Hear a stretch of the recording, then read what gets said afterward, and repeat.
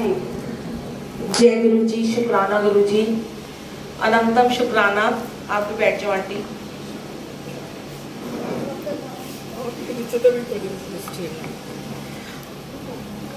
गुरु जी का लाख लाख शुक्राना। बहुत बारी ना मीनाक्षी आंटी का मेरे को लगता है 2 साल से शायद मुझे हमारी बात होती है, और वो बार बार कहते होते थे कि आप आओ, पर शायद हुक्म नहीं था गुरु जी का। जय गुरु जी। तो कहते हैं कि जब गुरु का हुक्म होता है तभी आप आ पाते हो। अभी देखिए, अभी अपना फोन कोई भी ना यूज करे और ना ही कोई अभी आपस में बातें भी करना, क्योंकि गुरु जी कहते हैं जब आप इतना समय निकाल के आते हो ना, अपना सत्संग यहाँ पे अटेंड करते हो, गुरु जी की महिमा का गुणगान सुनते हो, इतनी ब्लेसिंग होती है। इतने प्यार से बैठ के इतनी अच्छी लिप लगा के आपने सत्संग सुना, डिस्टर्ब नहीं किया किसी को, ना खुद हुए, तो उसके बाद आपने चाय प्रसाद भी ले लिया, अभी आपको लंगर प्रसाद भी मिलेगा यहाँ पर। जब सत्संग सुनने का मौका आता है ना, लोगों को बड़ी जल्दी होती है कि अब बस 2 घंटे हो गए, अब हम फटाफट घर चले जाएं। पर गुरु जी अपने समय में भी आपको पता है यही कहते थे, ये ठीक करा दो थोड़ा शोर हो रहा है, कि आंटी खड़ी हो जा, चल सत्संग सुना, अंकल खड़े हो जा, सत्संग सुनाओ। तो लोगों को पहले तो ये लगता था कि सत्संग क्या हम सुनाएं, हमारे पास तो सत्संग ही नहीं होते। लोग कहते थे ब्लेसिंग, गुरु जी कहते थे जो मैं तेनू ब्लेस किया तू वो सुना दे, या जो मैं तेरे पड़ोसी नू ब्लेस किया तू वो सुना दे। तो आपकी आवाज वैसी बड़ी अच्छी आ रही है, वैसी बहुत अंदर से सुना रही है। मैंने से माइक के भी नहीं सुनाते। तो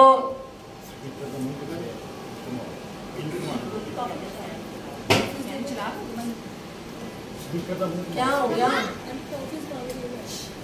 ये टॉफीज खुद नहीं है, खुद ले लो ना आगे।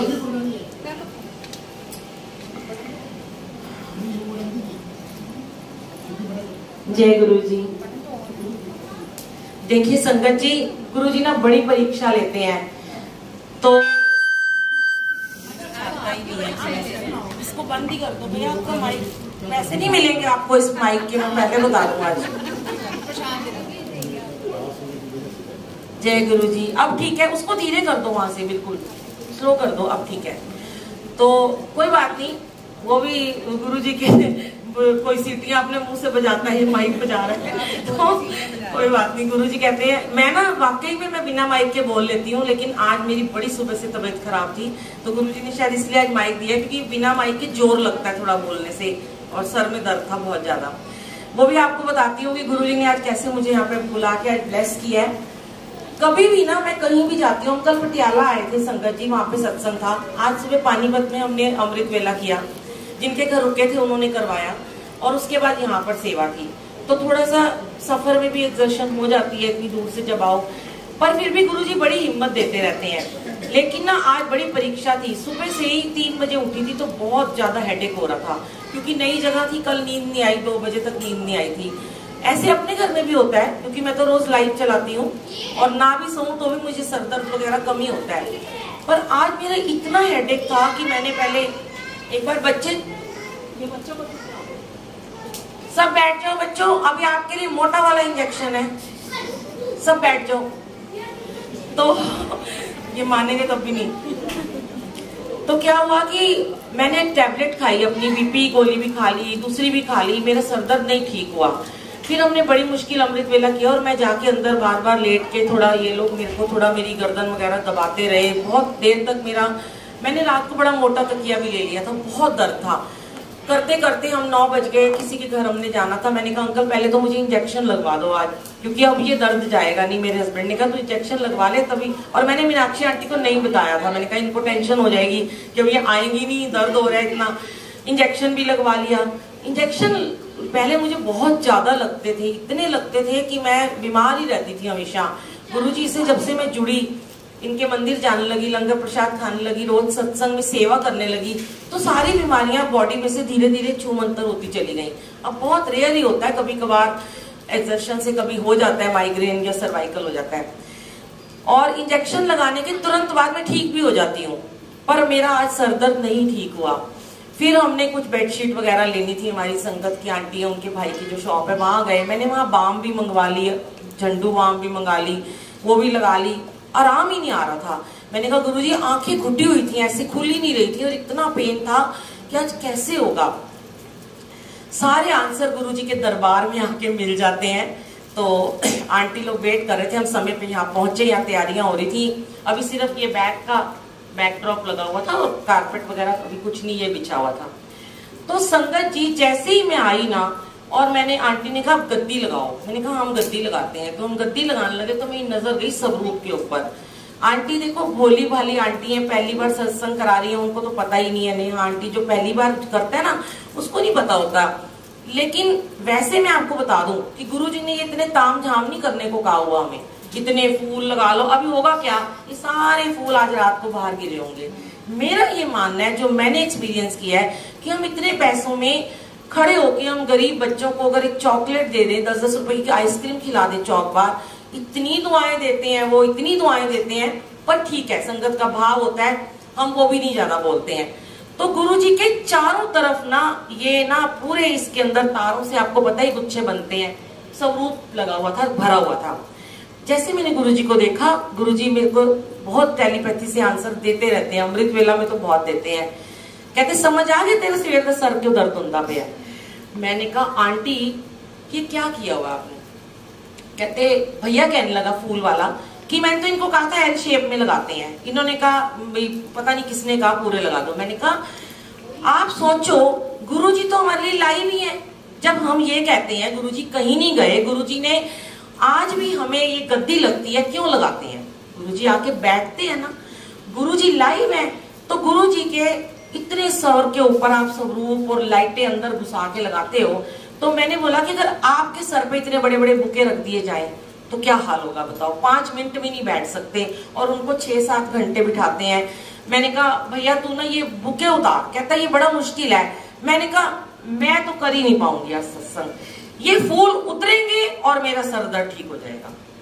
और संगत जी वही हुआ, उसको स्टूल पे चढ़ाया, सोफा पहले हटाया, गद्दी अभी लगी नहीं थी, धीरे धीरे करके उसने टेप से आधे फूल उतारे। मैंने कहा बस इतने रहने दो, क्योंकि उनके सर पे इतना भार है। भगवान को ना हम खुद ही इतना भारी कर देते हैं। हमें भगवान ने कब कहा कि हमें मेरे को ये सब दो, क्योंकि जब आप मूर्तियों पे लगाते हो, माता रानी पे हार चढ़ाते हो कि वो मूर्ति पूजा है, ठीक है। उनको वो शरीर में ना वो कभी थे ना वो कभी ऐसे हुआ। कृष्ण जी भी आए लेकिन उनकी मूर्ति पूजा होती है, पर गुरुजी की कोई मूर्ति पूजा नहीं होती।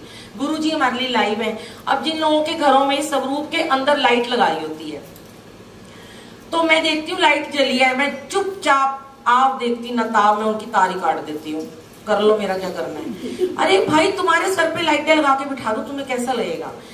भाव ना वो लेके आया करो कि जो अपने साथ अच्छा होता है। अब कपड़े भी हम जब पहनते हैं, मैं एक दिन ऐसी बैठी, मेरे घर में ना गुरुजी का कमरा है बहुत बड़ा, 25-30 स्वरूप लगे हुए हैं। कहीं जाती हूँ ना, चोले, अब कितना प्यारा सूदिंग सा चोला है इन्होंने बनवाया हुआ है, चमचम चमकीले सितारों से भरे कड़कड़ वाले सिल्क के चोले गर्मी में पहनाते हैं। मैंने गुरुजी के सारे स्वरूप देखे, मैंने कहा गुरुजी आप तो क्या सॉफ्ट सॉफ्ट रेशम जैसे कपड़े पहनते थे, फाइन एकदम आपका फैब्रिक होता था। मैं तो कहीं नहीं देखा आपने इतने लिशकारे मारते चोले पहने हैं, क्या हो गया संगत को। गर्मी में अपने कपड़े तो कॉटन, प्योर लॉन क्या होता है पाकिस्तानी कपड़ा, क्या बोलते हैं, लोन भूल गई मैं, लॉन नहीं होता, लॉन ही होता है, सॉफ्ट मीन्स कपड़ा। सबसे अच्छा कपड़ा हम ढूंढते हैं कि हमें चुभे ना। तो गुरुजी के लिए क्यों नहीं ऐसा करते हो भाई। यहाँ मालिक आपको कहते हैं बस भाव ही देखता हूं मैं तुम्हारे, वो आपके कुछ नहीं देखते संगत जी। आप उन्हें क्या खिला रहे हो, क्या पिला रहे हो, क्या लगा रहे हो, ये आपकी खुशी है। गुरुजी कहते हैं कि मैं तो चोले अपना पा के ही आना वहां, ये कपड़े नहीं पहन के आते। अब कई लोग और गलत कर देते हैं, कई तो चलो बहुत अच्छा करते हैं। कई जगह जाते हैं चोलों में सिलाई तक नहीं लगी होती है, सीधा थान से कपड़ा काटा ला के लगा दिया। मैं कहती हूँ अपने कपड़े तो तुम पीको करके चुनिया पहनते हो। तो हर चीज ना उदाहरण देखो कि जैसे हम हैं, हम कहते हैं लाइव है गुरुजी, तो लाइव है तो उनको लाइव की तरह ही जीना है ना। अब मेरे घर में भोग लगता है, शुरू से ही लगाते हैं, 2 हम हैं खाने वाले, बच्चों की शादी होगी बेटियों की, बेटा भी ज्यादा भारी खाता है। अब हम लोग बहुत डाइटिंग करते हैं आजकल, हम बहुत डाइटिंग करें, अन्न छोड़ा हुआ है, तो जो मैं खाती हूँ ना मैं वही खिलाती हूँ। मैं कहती हूँ, और गुरुजी ने खुद के जो डाइटिंग कर दी है, उसका रागी बाजरे का रोटी खाती वही मुझे खिलाती है। अब जिस दिन मेरा ब्राउन ब्रेड सैंडविच खाने का मन होता है मैं उनको वही खिलाती हूँ। देखो इसका मेरा भाव है। कई लोग मुझे यूट्यूब से मैसेज करते हैं, आंटी हम भोग में क्या खिलाएं। मैं उनको एक ही बात कहती हूँ, आप कोई गुरुजी ने कोई गुनाह थोड़ा किया है, दिन रात उन्हें रोटी सब्जी खिलाते रहोगे। तुम तो पिज्जा खा रहे हो, तुम तो जाके मैकडी का बर्गर खा रहे हो, गार्लिक ब्रेड खा रहे हो, उनको वही रोटी सब्जी दाल, उन्होंने ऐसा कुछ नहीं आपको कहा। फिर वो रोटी भोग लगा के आपने जब खानी ही नहीं है, मेड को दे देनी है या वो गाय को डाल देनी है, तो भोग ही क्यों लगाना। तो मैं उन्हें वो खिलाती हूँ जो मैं खाती हूँ। आजकल मैं स्प्राउट खाती हूँ, इतने टेस्टी बनाती हूँ। स्प्राउट में गाजर टमाटर शिमला मटर बटर कॉर्न पनीर डाल के अनार डाल के वही खाते हैं गुरुजी भी। वो कहते तेरे नाल मेरी भी डाइटिंग होती भई है, मैं भी मोटा हो गया। सारी बातों का भाव है, ये है कि जो आप करते हो ना, आपका भाव ही मालिक को मंजूर होता है संगत जी, और कुछ नहीं होने चाहिए। अब आप सोचो मैं उन्हें रोज गोभी के पराठे खिलाऊं, खुद को एसिडिटी हो रही है खा खा के, उन्हें रोज पराठे खिला रहे हो। नहीं, ऐसा नहीं करना। जिस दिन हम खिचड़ी खाते हैं हम कहते हैं खिचड़ी खाओ। हाँ, एक और आपको मैं बड़ी मजेदार बात बताती हूँ। मैं कहीं शादी में जाती हूँ या हम कहीं रेस्टोरेंट में जब खाना खाने जाते हैं तो हम बढ़िया खाना खाते हैं, घर में बाई चांस कुछ नहीं बना हुआ, क्योंकि आंटी जी बातें मत करो, ये सत्संग मैं आपके लिए सुना रही हूँ, अपने लिए नहीं। मैं वो वाले सत्संग कभी नहीं सुनाती हूँ, मेरा बीमारी ठीक कर दी, उसका कैंसर ठीक कर दिया, मेरा माइग्रेन ठीक कर दिया, ये सब सुनाते हैं आपको, सब सुनाएंगे। ये तो हमारा किया ही है उन्होंने कल्याण, इसके तो इतने शुक्राने हैं कि अब मेरे 900 मैंने YouTube पे बुलबुल आंटी सत्संग के नाम से 900 सत्संग डाल चुकी हूँ मैं। जिंदगी खत्म हो जाएगी, शुक्राने नहीं खत्म होंगे। पर आज की डेट में ना जो चाहिए सुनना, आंसर नहीं मिलते, क्योंकि जो गड़बड़ करते रहते हैं लोग। अब आप ये देखो कि अगर हम बाहर जाते हैं, अब हम घर में दाल बनी है या जो भी पराठा बना के गुरुजी को, कई लोग मेरे को बताते हैं हम क्या करते हैं, भोग लगाते हैं, काम खत्म हो गया, भोग लगाना सी जी, भोग लगा छड़िया, चलो साड़ी ड्यूटी खत्म। खुद गए बाहर तो शाही पनीर खा रहे हैं, दाल मखनी खा रहे हैं, ये सब खा रहे हैं। अब हम कहीं जाते हैं, मैं सबसे पहले एक डिब्बी मंगाती हूँ, उसमें पहले सब्जी निकालती हूँ गुरुजी की सुच्ची, और फिर लास्ट में एक गार्लिक पराठा या लच्छा पराठा पैक करा लेती हूँ, फिर वो भोग लगाती हूँ आके। कोई हंसता है मेरी बात सुन के कि मैं कमली हूँ, मैं सच्ची में कमली हूँ। शादी में जाके एक दिन गई मैं, सर्दियां शुरू हुई थी, मुझे बड़ी पसंद है मक्की की रोटी और सरसों का साग। अब घर में बनी हुई थी मूंग धुली दाल, हमें जल्दी जाना था, चौकी थी वहां पे, 6-5 से शुरू थी। अब मैंने कहा, जब खाने लगी, हाय मैंने कहा गुरुजी मेरे तो अंदर ही नहीं जाएगा, मैं मक्की की रोटी सरसों का साग, आपको मैं मूंग धुली दाल खिलाऊंगी। जैसे 8-9 बज गए, हमारे घर के सामने ही था ग्रीन लॉन्च, तो अब तो मैं लग गई इधर उधर ढूंढा ढांडी करने, डब्बियां शब्बियां कहाँ से लेके आऊं मैं। मैनेजर के पास गई, कहता है यहाँ तो अलाउड नहीं। मैं कहती भैया आपको करना तो पड़ेगा, मेरे गुरुजी को भोग लगाना है मुझे, आज तो मक्की की रोटी सरसों का साग वो खाएंगे ही खाएंगे। बेचारे ने पता नहीं कहाँ से मेरे को डब्बी अरेंज करके दी, फॉइल पेपर में मक्की की रोटी ली, फिर मैंने उनके लिए थोड़ी सी मिठाई वाला वो भी गाजर का हलवा भी पैक करा। तो यहाँ पता है क्या भाव है, वो तो हमारे खाने के भूखे थोड़ा है। अब कोई कहे क्या वो रोटी नहीं खाते होंगे, वो तो मालिक दुनिया को खिला रहा है, पर आप उन्हें क्यों भोग लगाते हो। कई लोग कहते हैं वो गुरुजी तो दुनिया को खिला रहे हैं, गुरुजी को थोड़ा ठंड लगती गर्मी लगती है। अरे फिर तुम क्यों एसी चलाते हो गुरुजी के लिए, फिर तुम सत्संग में क्यों भोग लगाते हो गुरुजी को। खाते हैं तभी तो लगाते हो ना, गर्मी लगती है तभी तो उनको एसी चलाते हो।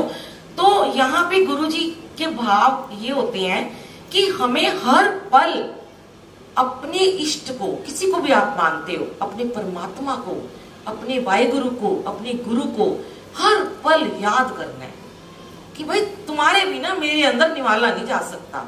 जैसे एक बच्चा होता है, आपका बच्चा घर में भूखा बैठा है, आप उसे कहते हो आज मैं शादी में जा रही हूँ तो पिज्जा शिजा मंगवा लियो खा लियो, उसका ध्यान रखते हो ना। जब जैसे अपने बच्चे का, जैसे अपने फादर इन लॉ को कह के जाते हो, उनके लिए रोटी बना के जाते हो, उन्हें आके खिलाते हो, वो इनको बस भाव चाहिए होता है आपका कि आप हर पल इनको याद रखो बस, और कुछ नहीं है। अब कुछ नहीं है, कभी हम बाहर चले जाते हैं, वैसे तो हमारे घर कोई ना कोई होता ही है, बाई चांस तो कभी एक दिन के लिए कभी जाना भी पड़े सबको, तो ड्राई फ्रूट रख के जाओ। और मैं तो लिम्का की वो जलजीरे की 2-3 बॉटल भी रख देती हूँ, फ्रूट भी रख देती हूँ ढक के, वो उनको यही चाहिए। कि भैया मुझे याद तो रखती है ना, ये मेरे बिना कुछ इसके अंदर तो नहीं जा रहा ना। तो अभी आपने एक बड़ा अच्छा वो सुना था लास्ट में, दीदार प्रीतम दा, एक छोटी सी 10 मिनट की व्याख्या थी। किसी को याद है वो क्या थी? मुझे तो नहीं लगता याद होगी। उसमें उन्होंने यही बोला था, एक बीबी ने बोला है, जो जिसमें वाहेगुरु जी का खालसा बोला लास्ट में, कि वाहेगुरु नाम मैं जपते लैनी आ, पका भी लैनी आ, पर मेरे अंदर नहीं जाता। अंदर जाएगा कैसे?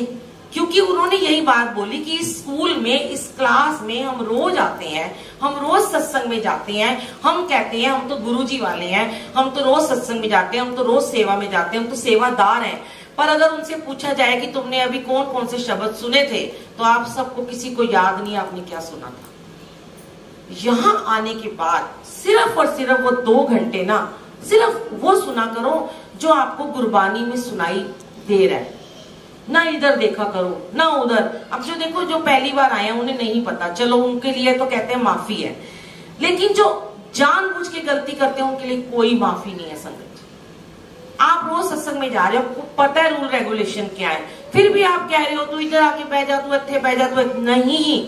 अभी बहुत सारी आंटियों ने बोला, मैं मानती हूँ शायद आप बहुत ज्यादा प्यार करते हो, हम क्या करते होंगे, हमसे भी ज्यादा करते होंगे। हर कोई अपने माता पिता को, अपने बच्चों को प्यार करता है। आपके पापा हैं उन्हें प्यार करते हो, भाई हैं इन्हें प्यार करते हो, लेकिन कोई जरूरी नहीं है कि आपको दरबार में बिल्कुल सामने बैठना है तभी आपको गुरुजी ब्लेस करेंगे।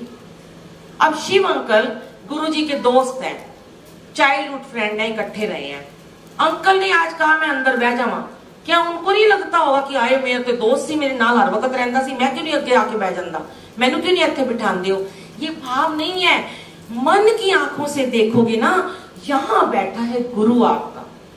अब किसी कमरे में स्वरूप नहीं भी लगा हुआ तो क्या हो गया, आपके कानों में जो गुरबानी रस घोल रही है ना, असल आपका सत्संग वो है जो आपने आंखें बंद करके भी अपने गुरु को देख लिया, जान लिया, समझ लिया, पहचान लिया। वहां पे आपको गद्दी की जरूरत नहीं है, वहां पे आपको स्वरूप की जरूरत नहीं है।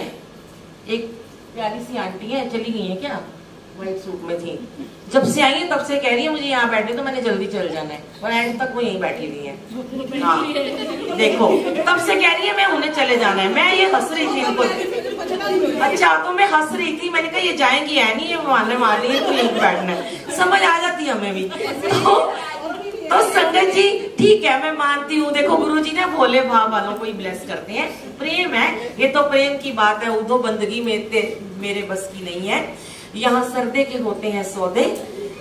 तो ये प्यार है आपका, ठीक है, दुलार है, पर यहाँ पे ना चलाकी वालों का तो काम है नहीं है, मैं बता दूं आपको, चुस्तियां चलाकियां नहीं चलती हैं यहाँ पे। भोले भाव कोई नहीं, आज आपको दौड़। अच्छा तो देखो, अच्छा कोई बात नहीं, हम मजाक भी कर लेते हैं गुरुजी के साथ में, हंस रहे हैं हम, आपको छेड़ रहे हैं, ठीक है ना, ताकि आप याद रखो बुलबुल आंटी ने मुझे छेड़ा था। तो यहाँ पे ना भोला भाव चाहिए। अभी बेचारियां वो जिनको इधर इधर बिठा दिया, वो ऐसे ऐसे करके दे, अरे गुरुजी आपको देख रहे हैं, आप क्या गुरुजी को देखोगे? जो आपके हाथ में जल आया वो गुरुजी ने भेजा, जो चाय आई वो गुरुजी ने भेजी, जो आपके पास ब्लेसिंग आई वो गुरुजी ने भेजी। तो ये मालिक की गद्दी लगी है। गुरुजी कहते हैं मैं तो कोने में, अब देखो ये सेवादार है, ये अंदर खड़े हैं, ये तो बैठते भी नहीं आके, क्या इनको नहीं ब्लेस करते हैं? क्या इनको नहीं ब्लेस करते गुरुजी? जो जुतियों की सेवा कर रहे हैं उनको नहीं ब्लेस करते क्या? तो उन्हें तो सबसे ज्यादा ब्लेसिंग गुरुजी कहते हैं। पीछे बैठने वालों को तो मैं ज्यादा ध्यान से देखता हूँ, क्योंकि वो बेचारे तो आगे तरसते आने के लिए। पर अभी ना सिस्टम को चेंज किया जा रहा है, मैंने अपने घर में चेंज कर दिया है, पर मैं और जगह जाके ना इतनी जल्दी जल्दी चेंजेस नहीं ला सकती हूँ, क्योंकि हम जैसे दिल्ली से आए, हमारे पास उतना टाइम होता है, हम 2 घंटे पहले आए हैं। हमारे घर में जो गुरुजी का दरबार बना हुआ है, हमने क्या किया हुआ है कि हम ड्राइंग रूम हमारा ऐसे लंबा है, हम क्या करते हैं जैसे बड़े मंदिर में होता है, मत्था टिकाते हैं, 10 मिनट बिठाते हैं, फिर उनको बाहर भेज देते हैं, फिर बाहर वालों को फिर 10 मिनट अंदर भेजते हैं। सबको गुरुजी दिखते हैं, सबको गुरुजी का बैठने का मौका मिलता है। हम गुरुजी के सामने उस मंदिर में खाना पीना नहीं देते, सिर्फ जल देते हैं, खाना चाय वगैरह बाहर खाते हैं। बाहर भी बड़े बड़े स्वरूप लगा देते हैं जब सत्संग होता है मंथली, तो वो भी गुरुजी ने सिखा दिया, और संगत बड़ी खुश रहती है कि चल अब हमारा नंबर आएगा 15 मिनट बैठने का। तो वो भी ठीक है। आप भी, मैं तो कहती हूँ चीजों को, अच्छी अच्छी चीजों को ग्रहण करके शुरुआत करो, ऐसी चीजों की भी शुरुआत करो। किसी घर में गद्दी लगी है, कमरे में लगी हुई है, थोड़ी थोड़ी देर उसको बिठाओ। बहुत गलत बात है कि जो ये कहता है मैं पहले आया था तो मैं ही पूरा 2 घंटे बैठूंगा। क्यों? आपको ये भी तो देखो, हम पता क्या सोचते हैं, बस मेरे को ही मिल जाए सब कुछ। अरे अगर तुमने, तुम्हारे दिल ने अगर ये कह दिया ना कि भाई मेरे पड़ोसी को भी मिल जाए, मैं कहती हूँ उससे बड़ी तुम्हें जिंदगी में ब्लेसिंग नहीं मिलेगी। आपके घर में गाड़ी है, आप बिलीव नहीं करोगे, मैं बड़े बोल नहीं बोलती, सच्ची गुरुजी जानी जान है। जब हम स्कूटर पे जाते होते थे तो भी मैंने कभी नहीं कहा, तो मैं, मेरे साथ कोई साइकिल पे जाता था तो मैं कहती थी इसको मेरे जैसा लंबरेटा स्कूटर ही दे दो। जब हमें गाड़ी मिली तो मैं एसी वाली गाड़ी में बैठती थी तो मैं कहती थी हाय गुरुजी ये बेचारा स्कूटर पे जाता है, इसको भी गाड़ी दे दो, इतनी गर्मी में अपने बच्चों को लाद के जाता है। ये भाव लोगों के लिए भी मांगो, अपने अपने लिए मत मांगा करो हर चीज मुझे ही दे दो बस मेरे को ही ब्लेसिंग मिलती है। नहीं, सबके लिए मांगो, पड़ोसी के लिए मांगो, रिश्तेदारों के लिए मांग लो। वो ये नहीं कहते कि तुमने अरदास करनी है। यहाँ पे लोग मेरी बातें गलत मतलब भी ले लेते हैं। अब बुलबुल आंटी हमारी अरदास लगा दो, क्यों लगा दूं भाई, मेरे तो कर्म कट नहीं रहे, मेरा सर दर्द ठीक नहीं हो रहा, तुम्हारे और मैं अरदास लगा दूं, तुम्हारी नेगेटिविटी मेरे अंदर आ जाएगी ना। अरदासें नहीं लगानी है, अरदास लगाने के लिए खुद के एफर्ट्स जरूरी हैं, खुद बैठना पड़ेगा। अब आप बोलो मैं तो घर बैठी हूँ, मेरा तो ऑफिस है, तू चली जा मेरे बदले मेरी भी अरदास लगा दियो। ये वो मंडली वाले कीर्तन मंडलियां नहीं है कि जाओ मेरी चढ़ावे की 100 रुपए की अरदास लगा दियो या वो कर दियो। यहाँ तो खुद अपने आप को तपाना पड़ता है, जलाना पड़ता है, अपने आप को बिठाना पड़ता है संगत जी। अब अमृत वेला मैं करती हूँ, चाहे मैं सारी रात ना सोऊं, पर मेरे को पता है लाइव चलाना है, दुनिया बैठी है इंतजार में, मुझे उठना ही उठना है। चाहे सर दर्द हो रहा हो, चाहे बुखार चढ़ रहा हो, चाहे कुछ भी हो रहा हो, हमने करना कर रहे हैं। हमारी सेवा है, हमारी ड्यूटी है। जैसे हमारी ड्यूटी है बच्चों के लिए रोज रोटी बनानी है, स्कूल भेजना है, ऑफिस भेजना है हस्बैंड को, ये हमारी ड्यूटी है। जिस दिन आपने ये ड्यूटी समझ के अपना सिमरन करना शुरू कर दिया, उस दिन आपके बारे में आ रहे हैं।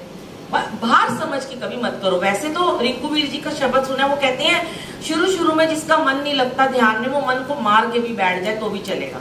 लेकिन ऐसा नहीं है हर रोज ही मन को मार के बैठ जाओ। एक दिन ऐसा आएगा आपका मन जुड़े। अब हमारी तो रोटी नहीं हजम होती, एक दिन ना हो तो लगता है पता नहीं क्या खो गया।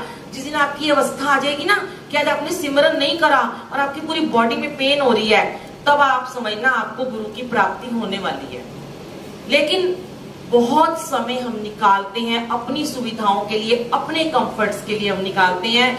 हमें ये भी मिल जाए, हम सज भी लें, हम सवर भी लें, हम 2-2 घंटे सैलून में भी चल जाएं, हम नेल आर्ट भी करा लें, मैं भी कराती हूँ है, और हम अपने हेयर स्पा भी करा लें, कैरेटिन भी करा लें। कितना टाइम निकालती हैं लेडीज, इंस्टाग्राम भी चला लें, फेसबुक भी चला लें, व्हाट्सएप, फोन पे गॉसिप लगे रहते हैं। लेकिन जब आती है बारी सिमरन की तो पता क्या कहती हैं, हाय बुलबुल आंटी 1 घंटा मंत्र जाप करेंगे, थोड़ा कम नहीं हो सकता? फिर ढूंढते हैं यूट्यूब पे, सिद्धार्थ मोहन ने तो 20 मिनट वाला गाया है और 19 मिनट वाला किसी ने गाया, 1 मिनट और कम कर लो। अरे नहीं भैया, बढ़ाना है जाप को। आप मंत्र जाप करते हो, थोड़े 1 साल बाद जपजी साहब शुरू कर दो, अगले साल सुखमनी साहब शुरू कर दो, उसके बाद और शब्द गुरबानी शुरू कर दो। कहते हैं जीवन में कमियां जब होती हैं, कुछ नहीं होता, कंगाल होते हैं हम, प्रॉब्लम्स होती हैं, परेशानियां होती हैं, भटक रहे होते हैं, दुविधा में होते हैं, गरीब होते हैं, तो भगवान से कहते हैं ये दे दे, वो दे दे, तेरा ये करूंगा, तेरा ये पाठ करूंगा, तेरे 2 घंटे करूंगा, तेरे मंदिर आऊंगा चल के। लेकिन जब प्रभु देता है तो उसी पाठ को धीरे धीरे कम कर देते हैं। फिर उल्टा काम होता है। फिर जब लोग मुझे कहते हैं, मैं तो थक गई लोगों के आंसर दे दे के, मैं कहती हूँ गुरुजी मुझे इतनी एनर्जी दो कि मैं इनके रोज आंसर देती रहूं। फिर लोग कहते हैं बहुत बुरा वक्त था बुलबुल आंटी, गुरुजी को माना, आज बारे न्यारे हो गए थे, पर पता नहीं ऐसा क्या हुआ, आज फिर वही हाल हो गया। आंसर आपके पास है।